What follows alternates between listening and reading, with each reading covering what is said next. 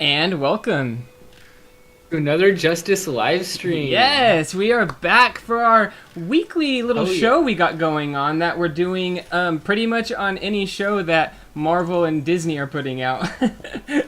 So next it'll probably be Loki. We were doing WandaVision.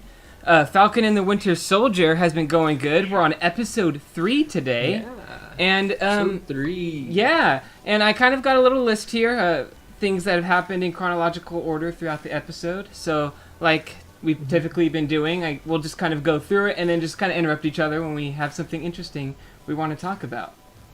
And I should also mention the plus side of today is I remembered to unmute Cody. Yes. So we're already starting the stream strong. Oh yeah. All right, so let's just jump right into the episode. So, all right, let's do it.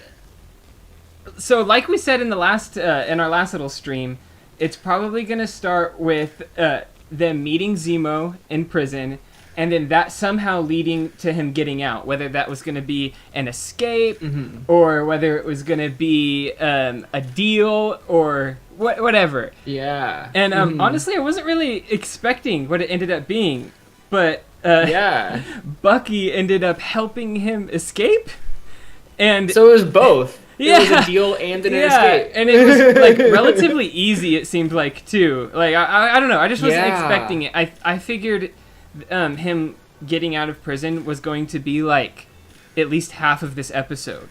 But I get it, you know, they had a lot of other things they wanted to talk about, so they really wanted to just move that forward. But still, I mean, I wasn't expecting... I like the way... You know, I like the way they framed it, of like how... like, as he was explaining it, like, they were showing you it happening. You know what I mean? Yeah. I liked how they did that. That was interesting. Yeah, he said, hypothetically speaking, as it's, like, showing the actual events and how it actually went down. I thought that was funny. So, yeah, now it seems like Zemo is now working with Sam and Bucky, and... I don't know how I feel about that, man. Because I have to say, too, as, like, an audience member, I'm like... Well, obviously this is going to blow up in their face. Like, it kind of puts 100%. me in that situation where I'm just feeling impatient. And I'm like, ugh, I know he's going to betray them. Why did the lead characters make such a stupid decision? But I get it, you know, out of desperation. And everything is going to fall into place in the plot I'm expecting. But so, yeah, they're working together. And Zemo is, like, rich as hell. That was weird. Yeah, he's a Baron of Sokovia, it seems like. yeah, I wasn't expecting that as well. So yeah, it looks like they're probably going to be using him for his connections through the criminal underworld and possibly through his financial connections. I guess the next interesting moment was we got to see Sharon Carter. And for those of you that don't remember Sharon Carter or Agent Carter, that is the great niece of S.H.I.E.L.D.'s founder, Peggy Carter, which was also Cap's, Steve Rogers' love. So very interesting to have her back. She's kind of turned into a badass herself. I mean, she was always a badass, but now she's like... Now on she's the run and shit. Yeah, dude, she seems to be like a black market arts dealer or something too. So black market arts dealer in Madripoor. Yeah, I feel like if anything, I should say her badass level went up even further. Yep, it increased for sure. Yeah, so that was interesting to see her in it, and I won't jump too far ahead, but she's looking interestingly sketchy enough on her own later on in the episode. So she was definitely kicking ass, and that was cool. So moving forward, then we finally get to meet the scientist who has reproduced the super soldier serum for Dr. Nagel. Yeah, and I was about to say for the Flag Smashers, but they actually stole it from him. And because he was making it for the government first, but then he got blipped. Yeah, let's talk about that for a second. After he came back, that was interesting. So he was working with the government. Oh, before that. It seems like... Oh, what? Before that, he was working for Hydra. And then there was some kind of like Operation Paperclip type of deal. They the CIA acquired him, I think it was. And then he started a similar type of research for them, got snapped or blipped or whatever. And I want to point out, it seems like when he was working with the government, that's when Isaiah came in the picture. Yeah. The older black super soldier. Yeah. Yeah. So, like that was the sample that he said with the government, he derived the whatchamacallit, the compound. Yeah. That was left in his blood. Yeah, exactly. What basically made the serum work in this case. And so yeah, that was very interesting to see him, and he talked about how he made, I think it was 20 samples of the super serum. And so was he saying that all of those samples were stolen by the Flag Smashers? Yeah, they have all 20 of them. He was making them for the Power Broker, but they stole them from the Power Broker. Yeah, exactly.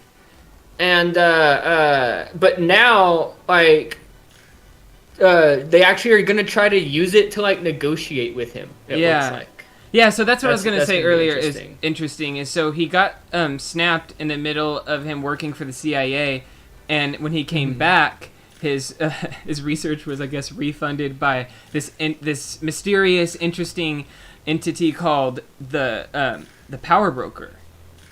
So I still have no clue who that is yet. And if we want to kind of cut to the whole Sharon Carter thing, I guess there's some people theorizing that it's going to be her. I don't know. I don't think so, honestly. Yeah, I don't think so either. Yeah, I didn't look too much into that theory. It's just something I was seeing pop up on like the thumbnails on YouTube and stuff. And I was like, I don't know. I still feel like she's like a good guy or a good girl. Yeah. Like I feel like she's definitely on our team. I think she's going to end up helping Sam and Bucky throughout this entire show.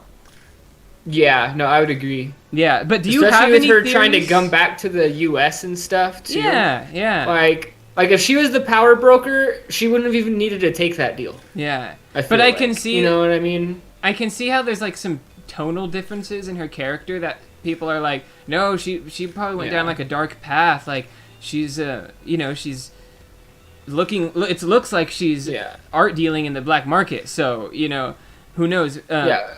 People are thinking maybe the Power Broker could be an alias for her.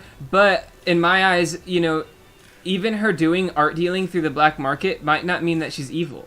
Because in her eyes, she could be preserving it and maybe just taking it for herself. Maybe taking it from these evil people and preserving it, you know? But who knows? We're just going to have to see. Yeah. Let me see here. Next, what happened? Oh, so if we want to kind of get near the end of the episode, and then we can kind of go back and pick things apart. But Bucky follows a trail of the Komoyo beads from Wakanda. Yeah. Mm-hmm. And that was very interesting. They're looking for Zemo. Yes. Yeah, because he's the one who killed King T'Chaka. Yes, and that's the father, right? Yeah, that was King T'Challa's or Black Panther's dad. He was the previous king to Wakanda. And so I think her name is Ayo. She's here to get Zemo because Wakanda is not going to let that shit slide, man. Yeah, no, they are definitely not. No. And then furthermore, this makes me think about Bucky as the White Wolf and his time with Wakanda. And maybe he had missions with her and the other royal guards of Wakanda. And so maybe we're going to get flashbacks to that and more context to that. And it's going to be very interesting to see Bucky kind of in between them and wanting basically Zemo's head for the murder of their past king, but then him also needing Zemo right now for his current mission. Yes. So, that's going to be interesting. Yeah, dude, it's going to be trippy how that plays out. I'm really looking forward to that. Yeah. So something else that happened right before that I want to talk about too. Yeah. Was the Flag Smashers doing that raid on that supply depot? Yeah. Like, seems like they're finally doing like some darker stuff with like she blew up that entire building with the people still in it. Yeah. Stuff. It was interesting because at first when she was kind of talking, I was like, oh, she's softer than I thought, talking about being a teacher, and she just, I don't know, she seemed to be like really down to earth and cool.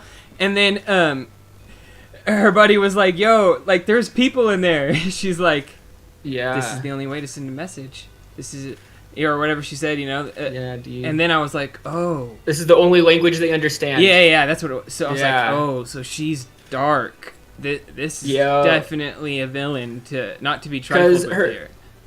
Because earlier in the episode, like her teacher died.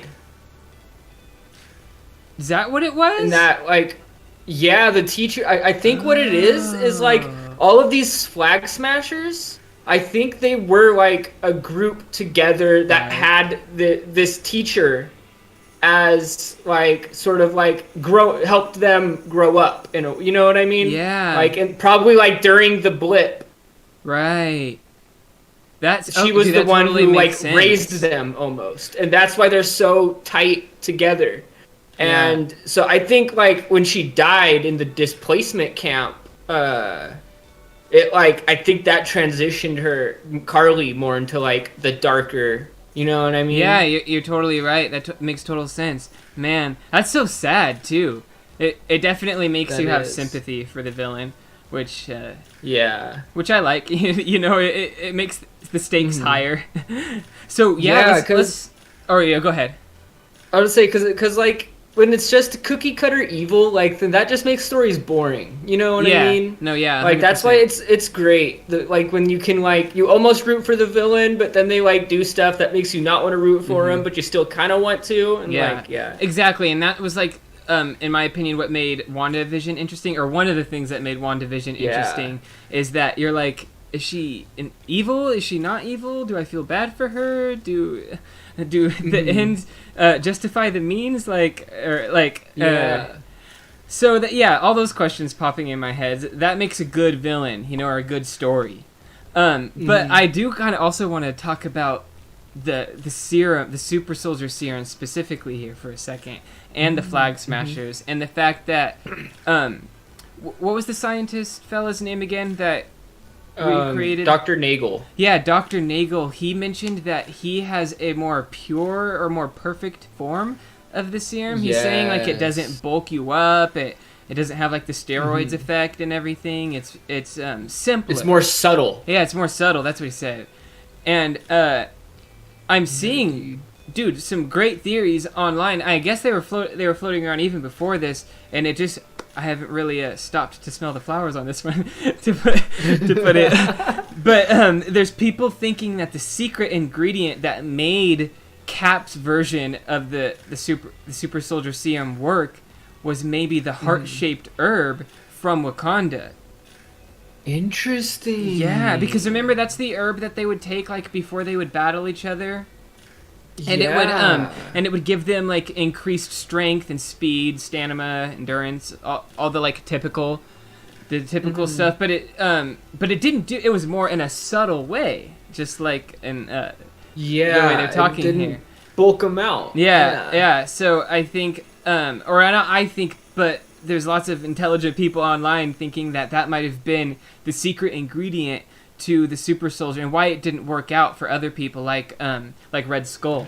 They didn't know the secret ingredient that like basically stabilized everything and made everything long lasting and so epic. Like Cap, even though T'Challa has taken the herb, he's still not as strong as Cap. So the super soldier serum definitely like upped the level of that herb a lot.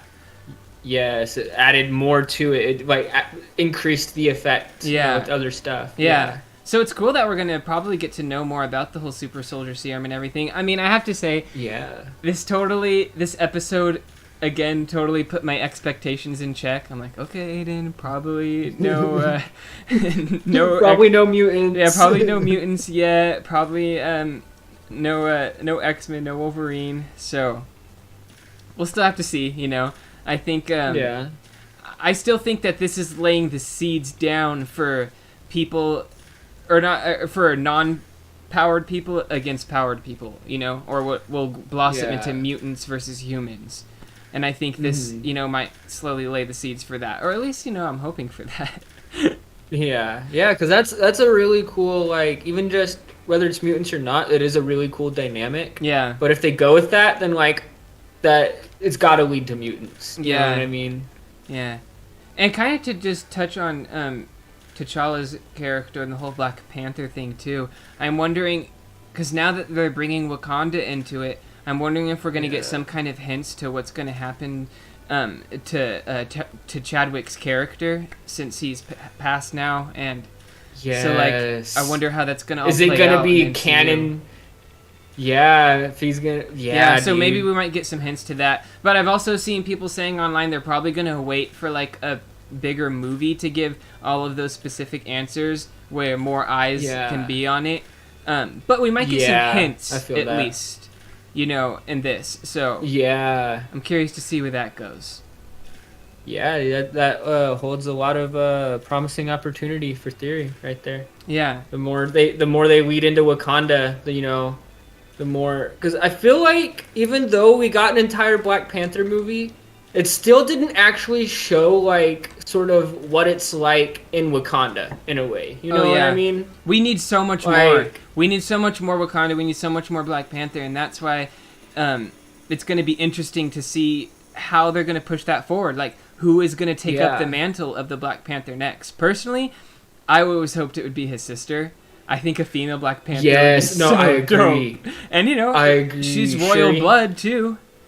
So yep, she's royal blood, and she's already pretty badass. Dude, yes, she would be like a super smart Black Panther. Oh, that'd be so cool. Like I could just imagine the gadgets and her suit. Like already, T'Challa's was like super dope. Imagine what she could build for herself. For real. Yeah. But yeah. But yeah, you know, there's a whole lot of theories that this episode threw at us. This episode kind of played out like more action-packed. I've seen some people referring it to like John Wick. You know, like how they were like all getting the text message as they were trying to escape. So I liked that vibe. I like the whole like 007 type of feel too that this show is having. It's cool. I'm enjoying it. Yeah, dude, I'm enjoying it a lot too. Especially, I enjoyed they did what you were talking about, and they brought out the purple mask. Oh yeah, I almost forgot to mention that. Yeah. Where like did he pull it out of one of his old cars? What was that about? It was in the backseat of a car, and he like took it, and then but he didn't wear it yet. It wasn't until he was, like, after he killed Nagel. Yeah, he killed Nagel, and like I thought he ran away. Right. Like that was his like betrayal moment. But then they were getting their asses kicked. They ran out of bullets in their pistols. And all of a sudden he's on top of a shipping container with the mask on, just taking dudes out. Yeah. I was like, "Oh, he came back for him." Okay. With the mask on. Yeah, Zemo got moves too. Yeah, dude. Yeah, I was wondering why he put the mask on to do all of that. That was interesting to me. It was interesting. Maybe it's some kind of symbolism thing. I don't know, but there's definitely got to be a story behind that mask, right? Because of like the way he found it. Yeah. Like, what? I wonder if it's a family thing. Ooh. Because all the cars were acquired like by his family over the generations. Yeah. I think is what he was saying. Yeah. So it could be like a family sort of thing. Yeah. These characters definitely seem to have a bit of a tone difference in some of the movies and things that we saw them in. But I like it. It's making the show super exciting. You know, dude. It doesn't just feel like a normal TV show. I thought it was going to go more and more basic and like familiar feeling, but it's actually this episode felt super cinematic. So I was impressed. Yeah, I feel that. Yeah. Yeah, dude. This was a great episode. Like the last episode wasn't bad, but like it wasn't as great. Yeah. This one though, I feel like especially after that last one. Yeah, and as the season progresses and the stakes get higher, you know, I'm sure it's going to get even more exciting. And there's still a plot building at this point, so there's still a lot to figure out, you know. Yeah, but I mean, let us know down in the comments below your thoughts and theories about Falcon and the Winter Soldier so far.